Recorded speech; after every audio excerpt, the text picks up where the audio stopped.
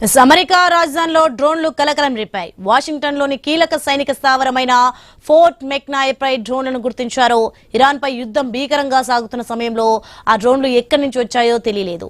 మరోవైపు అమెరికా రక్షణ మంత్రి పీట్ హెగ్సేత్, విదేశాంగ మంత్రి మార్కో రూబియో నివాసాలు అక్కడే ఉండడంతో ఉన్నతాధికారులు ఉలిక్కిపడ్డారు. మంత్రులిద్దరినీ సురక్షిత ప్రాంతానికి తరలించే అంశాన్ని పరిశీలిస్తున్నారు. ఇక సైన్యం అప్రమత్తంగా ఉండాలని ఆదేశాలు జారీ అయ్యాయి.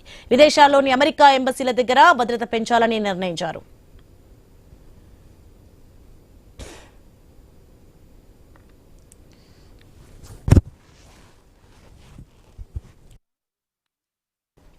అమెరికాపై ఇరాన్ డ్రోన్ దాడులు చేసే అవకాశం ఉందా?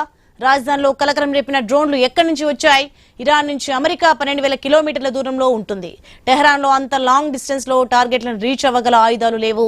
గరిష్టంగా 2-3 వేల కిలోమీటర్ల పరిధిలోని లక్ష్యాలను మాత్రమే ఛేదించగలవు.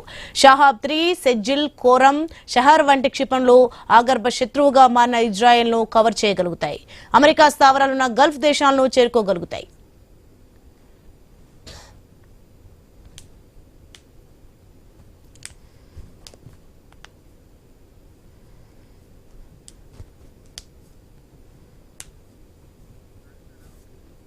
మరి అమెరికాను ఉలిక్కిపడేలా చేసిన డ్రోన్లు ఎవరివి? ఏకంగా రాజధాని వాషింగ్టన్ పై అందులోని రక్షణ విదేశాంగ శాఖ మంత్రుల నివాసాలకు దగ్గరలో ఎందుకు పంపించారో? అక్కడి సైనిక స్థావరాలను టార్గెట్ చేశారా?